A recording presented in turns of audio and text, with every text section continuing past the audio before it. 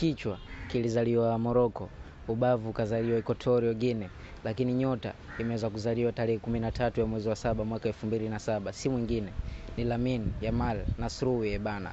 Karia yake ya football iliweza kuanza katika klabu ya La Toreta kuanzia mwaka 2012 mpaka mwaka 2014.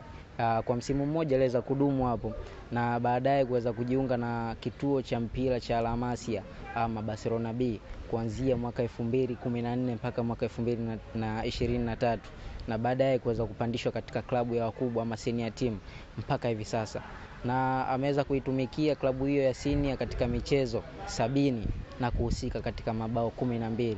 Pia vile vile ameweza kuisaidia klabu yake ya Barcelona kuweza kushinda treble ama mataji matatu kwa msimu huu, ikiwemo kombe la Super Cup pamoja na kombe la mfalme ama Copa del Rey na La Liga, kombe la ligi ya Hispania. Pia vile vile katika timu yake ya taifa ya Hispania ameweza kuhusika katika michezo 19 na akihusika katika mabao 4 tu.